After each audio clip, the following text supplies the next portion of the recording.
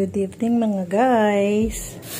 So ayan, meron na naman tayong kamatis galing kay Father, kay Jasper Hortaleza. Shoutout kay Father.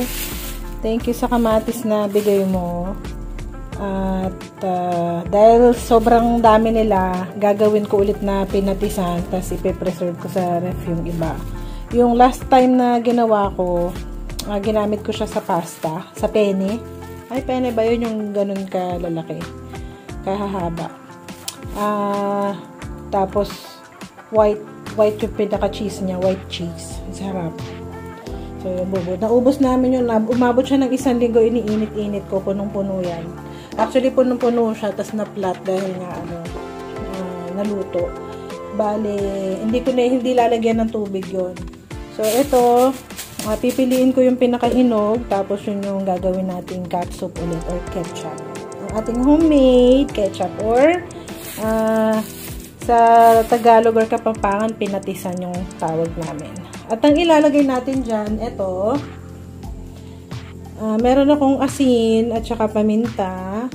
Nasukat yan natin, nansya ko na lang, tapos konting asukal. Ngayon, titikman nyo na lang kung sakto na sa panlasa nyo yung ano niya, yung asim, alat, konting anghang, yung tamis anghang niya, at saka yung, yun nga, yung tamis anghang, yung asim at saka alat niya. Kasi maasim yung mga kamatis eh. So, ang konti lang muna yung ilalagay ko, then tansya-tansya na lang. Okay? So, mahinang-mahina lang to. Linisin ko muna at pipiliin ko yung pinakahinog na. So, thank you ulit kay Mr. and Mrs. Kasangga, Jasper, tsaka si Leslie. Mga mare, lagyan na natin yung babali yan, puno-puno yan, pero mahahati yan pag nag-start ng panat yung mga kamatis. So, ito, nalagyan na natin. Ganyan lang.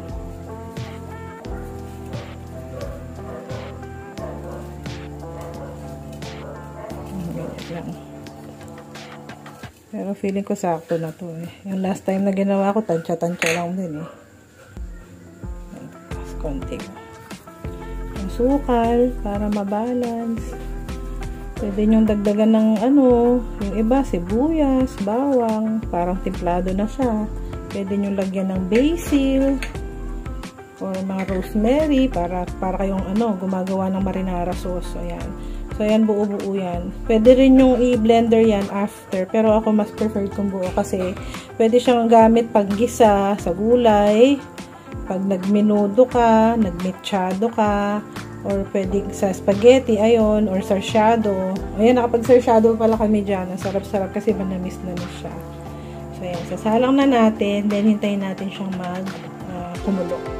Nakita nyo yan, sabaw. So, walang tubig yan, ha? Tuyot yan. Tapos mahina lang din yung apoy. Hindi naman masusunog yan kahit iwan natin dahil nga magsasabaw yan. Dahil kasabay iniinit ko yung ulam namin kaninang tanghali.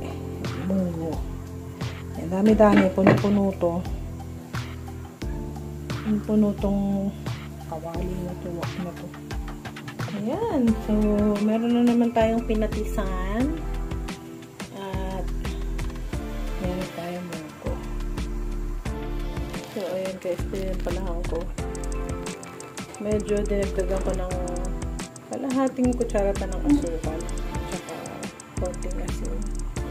So, yan. Pwede na yan. Pwede nang stop yung apoy.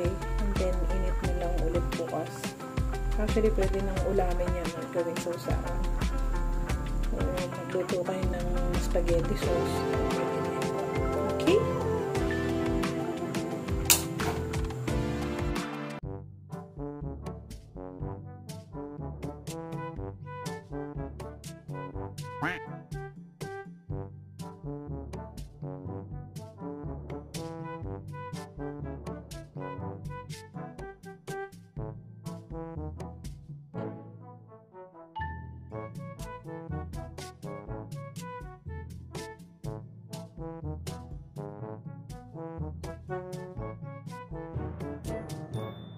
Ginagawa mo.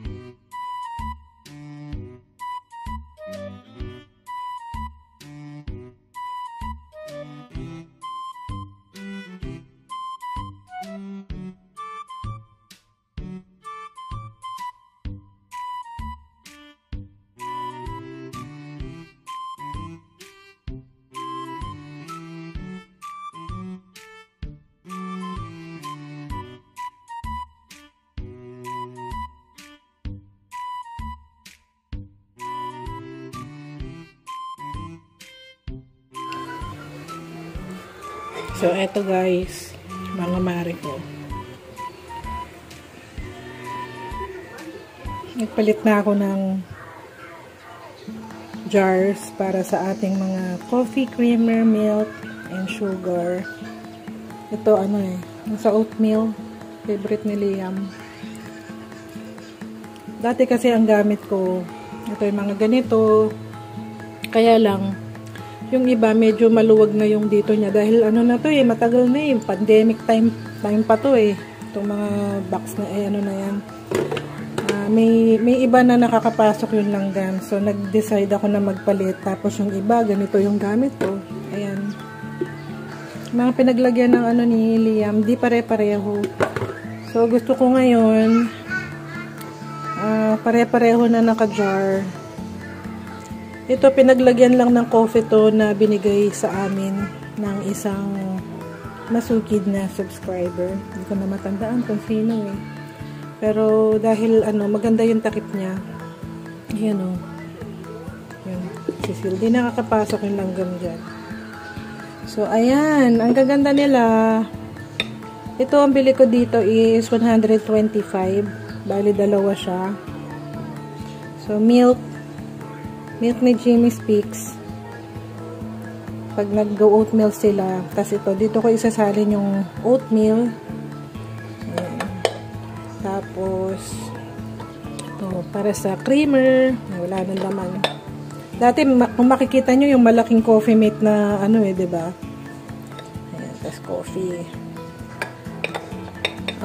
Ito, hindi ko pa nasasalinan to. Kailangan ko pang bumili pala ng isa para dito sa milk ni Liam. Ayan. Ha? So, mas maganda siyang tingnan, hindi kagaya nung dati na ang gulo-gulo dyan, diba? Pag nakikita nyo. Ayan. So,